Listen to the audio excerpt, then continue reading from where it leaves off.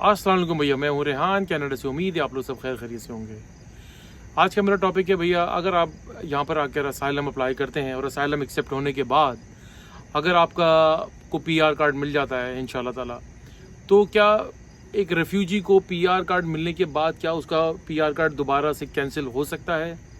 या उसके अंदर कोई हैसल आ सकती है लेटर ऑन। तो ये बहुत सारे सवाल लोग अक्सर पूछते हैं कि अगर हमें एज ए रेफ्यूजी हम पीआर कार्ड हमें मिल जाता है 3-4-5 साल के बाद, और हम उसके बाद क्या हमारे साथ कोई प्रॉब्लम हो सकती है। देखिए, प्रॉब्लम मैं आपको बताऊं, प्रॉब्लम हर किसी के साथ हो सकती है, चाहे कोई एक्सप्रेस एंट्री के ऊपर आया हुआ हो, चाहे यहाँ पर कोई स्टूडेंट वीज़े के ऊपर आया हो, देन आफ्टर दे बिकम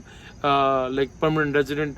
तो लेकिन हम लाइक ये वीडियो मैं आपको इसलिए मैं बनाना चाह रहा हूँ कि मैं इसलिए वीडियो ये आपको बना रहा हूँ और ताकि आपको ये इन्फॉर्म करना चाह रहा हूँ। ये छोटी सी इन्फॉर्मेशन है लेकिन ये बहुत फ्रूटफुल किस्म की इन्फॉर्मेशन है। अक्सर लोगों को पता भी होता है लेकिन अक्सर लोग इस चीज़ को जानते हुए भी डिनाई कर जाते हैं। सब चलें जी, coming back to the point. बात यह है कि अगर आपको जैसे यहाँ पर पीआर कार्ड मिल जाता है, लाइक आपने रेफ्यूजी फाइल करा और आपने यहाँ पर अपने हालात बताए कि भाई मैं अपने मुल्क के अंदर सेफ़ नहीं हूँ, मेरे ये सर्कमस्टांसेस है, मेरे साथ पॉलिटिकल इश्यूज़ हैं वहाँ पर, या मैं किसी सेक्टेरियन प्रॉब्लम में वहाँ पर आ गया हूँ, मेरे साथ मेरी जान को ख़तरा है, मैं इसलिए मैं अपनी कंट्री के किसी भी सिटी के अंदर I was not feeling well, मैं अपने आप को मैं एक महफूज नहीं समझता, मैं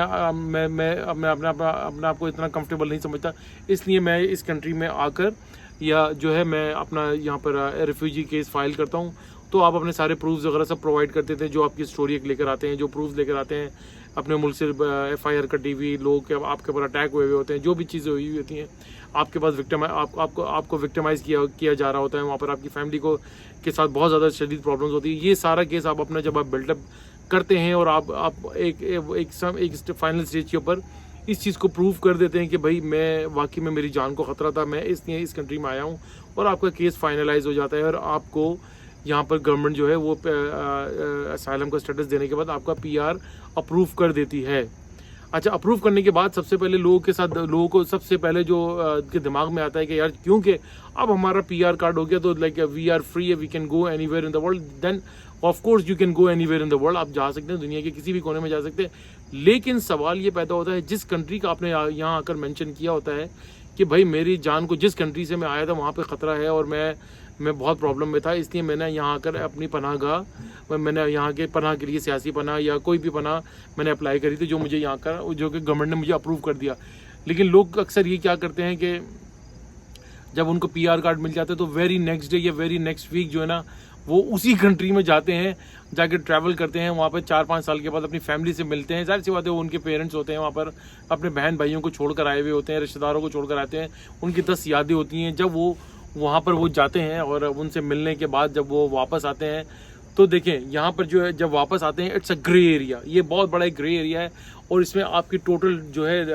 जो नसीब होता है, जो आपका लक, वो आपका काउंट करता है। अगर आपका उस दिन नसीब बहुत बुरा है तो आप उस रगड़े में आ सकते हैं। लेकिन एक वैलिड सवाल ये होता है कि जब आप वापस आते हैं अपनी कंट्री से होकर PR कार्ड मिलने के बाद, रेफ्यूजी स्टेटस से कन्वर्ट PR कार्ड होने के बाद जब वापस आते हैं तो देखिए यहाँ पर इमिग्रेशन ऑफिसर जो होते हैं एयरपोर्ट पे जो बैठे होते हैं, CBSA वाले जो होते हैं, कनाडा बॉर्डर सिक्योरिटी एजेंसी वाले, उनका ये राइट होता है, वो ये आपसे ये सवाल पूछ सकते हैं कि भाई आप अपने 3-4 साल पहले तक तो आपने आकर ये स्टेटस क्लेम किया था कि आपको उस मुल्क के अंदर आपकी जान को ख़तरा है, इसलिए आप पूरी फैमिली के साथ यहाँ पर आ गए और आपको जब वहाँ नहीं जाना चाहते क्योंकि आपके ऊपर अटैक्स हो रहे हैं, आप पॉलिटिकल आपके साथ विक्टिमाइजेशन हो रही है और आप बहुत ज़्यादा प्रॉब्लम में थे, इसलिए आप इस कंट्री में आए। तो लेकिन जैसे ही आपको PR कार्ड मिला, आप वापस उस कंट्री में जा रहे हैं,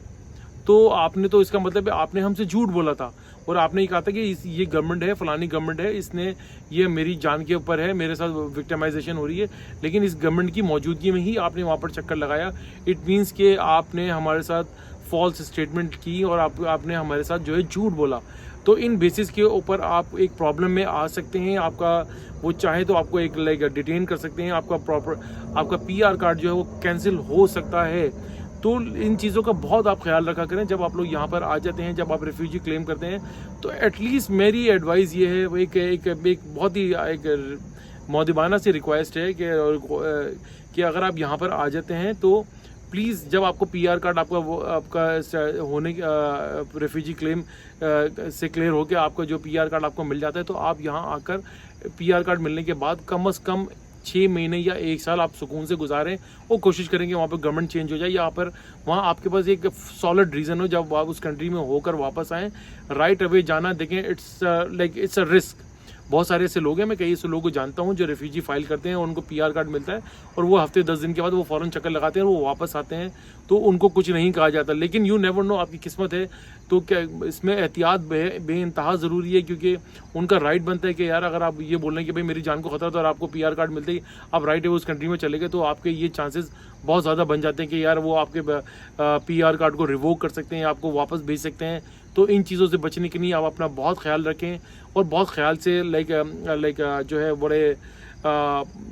स्मार्ट वे में चलें और वेट करें अपने आराम से। एक सवा साल गुजार लें, ठीक है। फैमिली से दूर रहना बहुत मुश्किल होता है, लेकिन आजकल तो सोशल मीडिया का दौर है, वीडियो चैट करें, वीडियो कॉल करें और कम से कम साल भर गुजारने के बाद उस कंट्री में वापस जाएं, ताकि आपके पास एक सॉलिड बैकग्राउंड हो, सॉलिड रीज़न हो जब आप वापस आएँ।